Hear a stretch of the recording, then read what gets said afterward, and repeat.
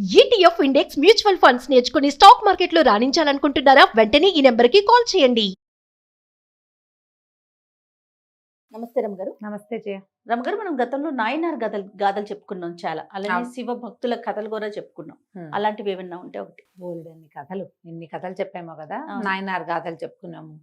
తర్వాత ఏమో ఈ సిరియాళుడు, మార్కండేయుడు, చాలా మంది కథలు చెప్పాం. కర్ణాటక ప్రాంతంలోనట అక్కడ కూడా భక్తుల గాథలు చాలా బాగుంటాయి. మన పురందర్ దాసు, బాడ కనకదాసు అలాంటి కథలు ఉన్నాయి. నెక్స్ట్ టైం ఎప్పుడో చెప్దాం. ఇప్పుడు ఈ చెప్పబోయే ఆయన శివభక్తుడు. ఈయన ఒక అమ్మ తల్లికి చాలా శివభక్తట. ఆమెకి బాగా 50-60 ఏళ్ళు దాటినాక ఈ ప్రాంతాల పూర్వం 50-60 ఏళ్ళు వస్తే వృద్ధులుగా అయిపోయేవాళ్ళు. ఎందుకంటే అమిత పని. వాళ్ళే ధాన్యం పండించుకునేవాళ్ళు, దంచటము, చెరగటము, కడగటము, నీళ్లు మోసుకొచ్చుకోవటము, అట్లాగా శారీరక శ్రమ విపరీతంగా ఉండి ఎక్కువ వృద్ధాప్యం బాగా మీద పడిపోయింది. వాళ్ళు ఒక నడవలేని స్థితికి అట్లా వచ్చేవాళ్ళు. ఇతను ఒక 38-40 సంవత్సరాలు వచ్చినాయి. తల్లి 60 దాటిపోయింది. ఈయనకి వివాహం కాల. ఆ తల్లి అన్నదట, నాయన ఇంకా బతికిన నాళ్ళు బతకనరా, కాశీ వెళ్ళాలని ఎంత కోరిక వచ్చిందో తన నుంచి. మన ఊరు నుంచి ఎంతమందో వెళ్ళారు, నువ్వు అప్పటికి చిన్నపిల్లవాడివి, నిన్ను విడిచిపెట్టి వెళ్ళలేకపోయాను. నీ తండ్రి ఏమో చిన్నప్పుడే గతించాడు, నేను వదిలి వెళ్ళలేను. ఇంత వయసు వచ్చింది, ఇప్పుడు నేను నడిచి వెళ్ళలేను, అందరూ జనం నడిచి వెళ్తారు. అప్పట్లో అవేగా ట్రాన్స్పోర్టేషన్ లేదు. మనకా ఏదైనా బళ్ళు అవే కట్టించుకుని వెళ్ళగలిగేసేమో లేదు, స్తోమత లేదు. కాశీ తీసుకెళ్ళరా నాయన నన్ను అందిట. కుమారుడు అన్నట్టు, అమ్మ నీ ఆఖరి కోరిక అదే అయితే ఏదో ప్రయత్నం చేస్తా, కనీసం కొద్దిగా ఏవో 4 డబ్బులు 4 అంతే కూర్చుకుని చూద్దాం, భగవంతుడు ఎట్లా తీసుకెళ్తే అట్లా. ఇప్పుడు మనకి కాశ్యాంతు మరణాన్ముక్తి అన్నారు. కాశీలో మరణించడం ముక్తి. కాశీలో మరణించే యోగ్యత ఉంటే ఎటగొట్ట వెళ్ళిపోతాం అక్కడికి. దానికోసం మనం ఊళ్ళో కూర్చుంటే వెళ్ళాం. ఊరు వెళ్ళడానికి, కాశీ వెళ్ళడానికి ప్రయత్నం చేస్తే ఏదో ఒకటి కలిసి వస్తుందేమో. రాలేదా, పోనీ కాశీ వెళ్ళే ప్రయత్నంలో మరణించినా కూడా ముక్తేనని పెద్దవాళ్ళు కొంతమంది చెప్తారు. ఆ మాట ఉంది. దారిలో ఎక్కడైనా పోతే ఓకే, కాబట్టి వెళ్ళిపోదాం అన్నాడు. ఊళ్ళో వాళ్ళందరూ అన్నారు, ఇంత పెద్దదైపోయిన తల్లి ఆవిడిట నిదానంగా కర్రబుచ్చుకుని నడుస్తుంది, ఈవిడ్ని తీసుకెళ్ళి ఏం చేస్తావురా, మధ్యదారిలో మట్టి చేస్తావు. తర్వాత మన ఊర్లో పెద్దవాళ్ళు ఏమైనా పోయారనుకో, మన వాళ్ళే 4 చేరతారు. నీ దగ్గర ఒక కాశీ కానీ ఉన్నా లేకపోయినా 4 తలా ఒక చెయ్యి వేసి ఆమెను ఒక దారి దాటిస్తారు. ఇది అట్లాంటిది ఏది అవకాశం లేని మార్గ మధ్యంలో ఏదైనా అయితే నువ్వు ఒంటరి వాడివి అయిపోతావు అని స్నేహితులు, చుట్టుపక్కల వాళ్ళు, ఆ ఊళ్ళో ఏదో శ్రేయోభిలాషులు ఉంటారుగా ప్రతి ఊళ్ళు, మనం ఉన్న ఊళ్ళో మనకు ఎవరో ఒక 4 అన్నారు. ఒకళ్ళిద్దరు నిందావాక్యాలు కూడా అన్నారు.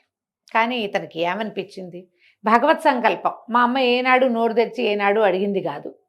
ఏమిటో నాయన కాశీ వెళ్ళలేమని ఆవిడికి తెలీదా? ఆవిడేమైనా చిన్నదా చితకదా? పెద్దది, ఆవిడికి తెలుసు. తన ఆరోగ్యం మనకంటే వాళ్ళకి ఎక్కువ తెలుసు. ఎవరి ఆరోగ్యం వాడికి తెలుసు కదా. నేను నడవగలను నడవలేను తెలుసు. తెలిసిన అమ్మ కాశీ కోసం అడిగిందంటే భగవత్ ప్రేరణ. భగవంతుడు ఈ దారి చూపించాడని ఇట్లాగే అందరికీ సమాధానాలు చెప్పాడు. అందరూ వీడు మెట వేదాంతం, శుష్క వేదాంతం, తెలివిగల మాట కాదు ఇది అన్నారు. ఇతను వినలా. మన భక్తుడు తల్లిని వెంబడి పెట్టుకుని వెళ్ళాడు. వెళ్ళేసరికల్లా ఏమైంది, నడిచారు. మార్గ మధ్యంలో ఏమైనా సత్రాలు ఉంటే తిన్నారు. కొంతమంది బ్రాహ్మలు, కొన్ని జాతుల వాళ్ళు కూడా భోజనం పెడతారు దారిలో. కాశీ వెళ్తున్నామంటే ఏ ఊరు వెళ్తున్నారండి? కాశీయా, మా పంచలో వండుకోండి, ఈ పొట్టు పడుకోండి, ఇదిగో ఈ కూర వేసుకోండి, పొయ్యి ఉంది, 2 గిన్నెలు ఉన్నాయి. అక్కడ అభ్యాగతల కోసం పొయ్యి ఉండి, ఒక పంచ ఉండి, గిన్నెలు ఉన్న వాళ్ళు ఆ రోజుల్లో కోకొల్లలుగా ఉండేవాళ్ళు. కాస్త తినగలిగి కొడవగలిగిన పరిస్థితి ఉన్న వాళ్ళందరూ కూడా ఈ ప్రయాణికుల సౌకర్యార్థము ఏదో ఒకటి ఏర్పరచడం ఆ కాలపు సంప్రదాయం, సంస్కృతిగా ఉండేది. ఇప్పుడు అసలు మనకి ఆ ఊహ కూడా లేదు, అసలు ఆ ధోరణి లేదు. ఇప్పుడు మన చిన్నప్పుడే పోయింది. ఎవరైనా చుట్టాలు వస్తే మనం హ్యాపీగా ఎంజాయ్ చేసేవాళ్ళం చేయ. ఇప్పుడు చుట్టాలు వస్తే మన పిల్లలు ఏమి ఎంజాయ్ చేయట్లా. వీళ్ళు ఎప్పుడు వెళ్తారు, మన గదులు ఆక్యుపై అయిపోయినాయి ఏడుస్తున్నారు. అట్లా వచ్చేసింది కాలం. ఫోన్ చేయకుండా ఎవరింటికైనా వెళ్ళే పరిస్థితి ఉందా మనకైనా? ఏ ఫ్రెండ్ ఇంటికి వెళ్ళలేం కదా, ఆ పరిస్థితికి వచ్చాం. ఇదివరకటి కాలం అది. ఈ వెళ్ళే దారిలో ఇతను కొన్ని చోట్ల వండాడు. ఆ 1-2 కుండలు, 2 గుప్పెళ్ళ బియ్యము తీసుకుని దారిలో ఎక్కడో చోట పొంగించుకుని అందులో కాస్త ఉప్పు వేసుకుని, ఏ దారిలోనో కాస్త మజ్జిగ దొరికితే మజ్జిగ అన్నం తింటూ అట్లా తల్లిని తీసుకుని వెళ్ళాడు. ఎంత దూరమో వెళ్ళిన తర్వాత తల్లి ఇంకా నడవలేని పరిస్థితి వచ్చింది. నేను నడవలేనురా అయ్యా, నా వల్ల కావటం లేదు అని. ఇతను ఏం చేశాడు, అమ్మ నేను నిన్ను భుజాన్ని ఎక్కించుకుని వెళ్తానమ్మా అని తల్లిని మన పిల్లల్ని ఇట్లా జోల్లో వేసుకుంటారు కదా, అట్లా జోలిలాగా వేసుకుని వెనక నుంచి భుజాలకు తగిలించుకుని నడవటం మొదలుపెట్టాడు. ఆవిడ శివ శివ శివ శివ అంటూనే ఉండేది ఆ తల్లి. పరమేశ్వర పాహిమాం రక్షమాం అనేది. ఇతను కూడా నిరంతరము శివనామస్మరణ. కొద్ది రోజులు నడిచాడు తల్లిని భుజాన్ని వేసుకుని. ఇతను మెల్లిగా అతని శక్తి కూడా సన్నగిల్లిపోతోంది. సరైన ఆహారం లేదు. ఆహారం లేదు, నడక స్లో అయిపోతోంది.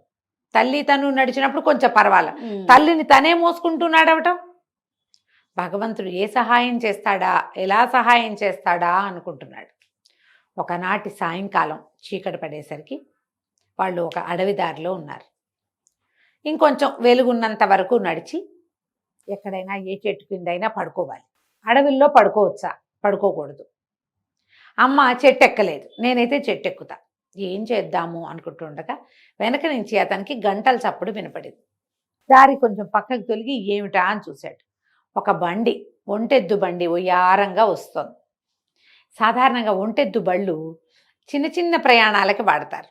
ఒంటెద్దు బండి పెద్ద ప్రయాణాలకు వాడరు, పై ఊళ్ళు వెళ్ళేవాళ్ళు కాదు, ఊరికే ఇక్కడి నుంచి అక్కడికి అట్లా ఊరు జస్ట్ పక్క ఊరు అంతే. కానీ ఆ ఒక్క ఎద్దున్న బండి ఒక ఆయన తోలుతున్నాడు. అతను చల్లగా ఉంది వాతావరణం, చలి మొదలైంది. వస్త్రంతో ఇట్లా ముఖాన్ని కప్పుకుని ఉన్నాడు, ఆయన మొహం కనపడలే. బండి వెళ్తూ ఈ భక్తుడు ఆగి శివభక్తి పరుడు ఆయన్ని అడిగాడు, బాబు అడవి దారి చీకటి పడిపోయింది, దగ్గరలో ఏదైనా ఊరుందో లేదో తెలియలేదు, మా అమ్మ పెద్దది నడవలేదు, నేను కూడా మూసుకొని నడవలేకపోతున్నాను, మా అమ్మని ఎక్కించుకుంటారా? సరేనా తలకాయ ఊపాడు. బండి ఆగింది. ఆ బండిలోంచి చిన్న 2 మెట్లు ఉన్నాయి, ఆ 2 మెట్లు ఎక్కి బండిలో ఎక్కాలి. సరే బండి తల్లిని ఎక్కించాడు. వెనకాల గూడు బండి ఖాళీగా, నువ్వు కూడా ఎక్కరా నాయనా అని. ఇతను ఆ ముందు వంగి ఆయన వైపు చూశాడు. అతను ముందుకు చూస్తూ తలకాయ ఊపాడు, ఎక్కు అన్నట్టుగా. ఇతను కూడా ఎక్కాడు. ఎక్కితే ఇతనికి ఏమనిపించింది, బండి ఏమిటి ఇంత స్మూత్గా వెళ్తుంది, అడవి దారి కదా, ఇటా ఇటా ఇటా ఇటా అవ్వద్దు, కొంచెం గతుకుల్లో పడాలి. బండి గాల్లో తేలుతున్నట్టు వెళ్తోంది. రోడ్డు అంత బాగుందా ఈ దారి? తల్లి నిద్ర పట్టేసింది తల్లికి. ఇతను వంగి చూశాడు. చూస్తే బండి చక్రాలు కదలటల్లా, బండి నుంచున్న చోటే ఉన్నట్టుంది, కానీ వెళ్తోంది. అర్థం కాదు. ముందుకు వంగి చూశాడు. ముందుకు వంగి చూస్తే ఒక ఎద్దు ఉంది కదా, అది పడుకుంది, తల పక్కకి పెట్టుకుని నెమరేస్తుంది, కానీ బండి వెళ్తుంది. ఆ బండి నొగ మీద కూర్చున్నాడు ఒక ఆయన, ముందు కూర్చున్నాడుగా, ఆ కూర్చున్న తను ఒట్టి వస్త్రాలే కనపడుతున్నాయి, మనిషి కనిపించట్లా. కళ్ళు మూసుకున్నాడు. గాల్లో తేలుతున్నట్టుగా బండి ముందుకు వెళ్ళిపోతోంది. తల్లి లేచి కూర్చుంది. నాయనా వచ్చేసాండా మనం వెళ్ళాల్సిన చోటుకి, ఇదే నేను చేరవలసిన చోటు, నన్ను దింపు అన్నది.